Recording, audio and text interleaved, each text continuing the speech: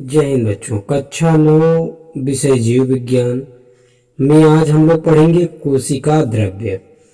कोशिका द्रव्य में देखिए, जीव द्रव्य का वह भाग जो केंद्रक के बारे में आप लोग समझ गए, जो बीच में होता है उसको क्या कहते हैं? केंद्रक।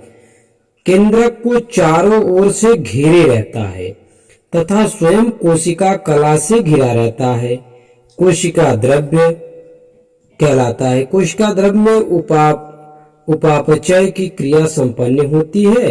इसमें कई प्रकार के जीवित कोशिकांग और निर्जीव रचनाएं उपस्थित होती है। अब देख लीजिए, केंद्रक कह रहा है किससे घिरी रहती है? कोशिका कला से। तो देखिए यहाँ पे आपका, देखिए यहाँ पे ये है केंद्रक, और ये देखिए केंद्रक कला हो गई। तो ये देखिए इससे क्या है, पूरी तरीके से ये घिरी हुई है। ठीक है, देखिए ये हो गया कोशिका कला। और इसके बाद जो है, यह तथा केंद्रक मिलकर जीव द्रव्य बनाते हैं। कौन? कोशिका द्रव्य और केंद्रक दोनों जब मिल जाएंगे तो क्या बनाएगा? जीव द्रव्य बनाएगा। इसके बाद कोशिका द्रव्य में बहुत से विशिष्ट कोशिका घटक होते हैं। विशिष्ट माने बहुत ही इंपॉर्टेंट घटक होते हैं जो कोशिका के लिए विशिष्ट कार्य करते हैं। विशिष्ट माने विशेष कार्य करते हैं। यह कोशिका अंगक कहलाते हैं। अगर आपसे पूछ लिया जाए कि कोशिका अंगक क्या है, तो आप लिखेंगे कोशिका द्रव्य में बहुत से विशिष्ट कोशिका घटक होते हैं जो कोशिका के लिए विशिष्ट कार्य करते हैं। यह कोशिका अंगक कहलाते हैं। इसके बाद यूकेरियोटिक, ये आप पढ़ चुके हैं। कोशिकाओं में केंद्रकीय झिल्ली तथा झिल्ली युक्त अंगक होते हैं। यूकेरियोटिक कोशिकाओं में होते हैं, लेकिन प्रोकैरियोटिक कोशिकाओं में केंद्रक नहीं होता। तो इस पे आप विशेष ध्यान दिए रहेंगे। इसके बाद कह रहा है यूकेरियोटिक कोशिकाओं में केंद्रकीय झिल्ली तथा झिल्ली युक्त अंगक होते हैं, परंतु प्रोकैरियोटिक कोशिकाओं में वास्तविक केंद्रक के अतिरिक्त झिल्ली युक्त अंगक नहीं होते। इसके बाद हेडिंग डालेंगे कोशिका द्रव्य के कार्य। तो लिखेंगे कोशिका द्रव्य के कार्य निम्नलिखित हैं। तो इसमें लिखेंगे निम्नलिखित में पहला नंबर में कोशिकाओं के बीच पदार्थों के स्थानांतरण में सहायक होता है।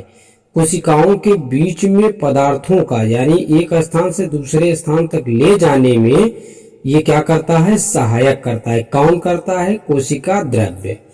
दूसरा, इसमें amino acid, glucose, ion, vitamin आदि महत्वपूर्ण रासायनिक पदार्थ संग्रहित रहते हैं, यानी इसमें इकट्ठा रहते हैं।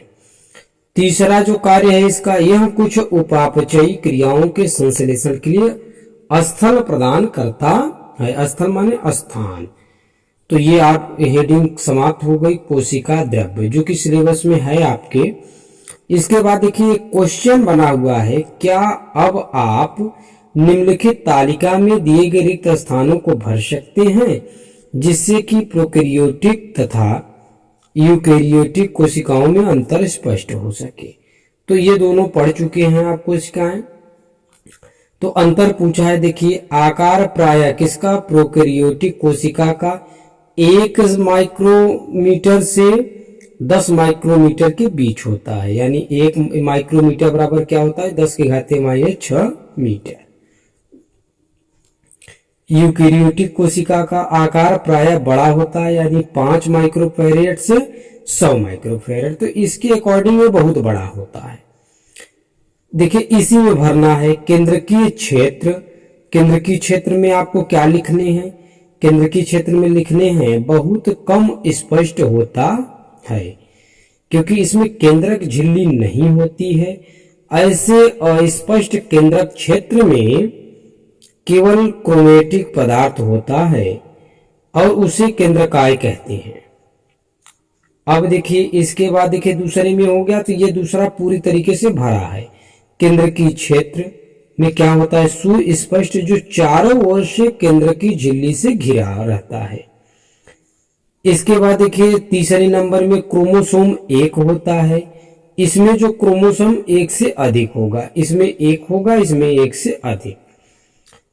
प्रोकैरियोटिक कोशिका में झिल्ली युक्त कोशिका अंगक अनुपस्थित होता है, यानी नहीं होता।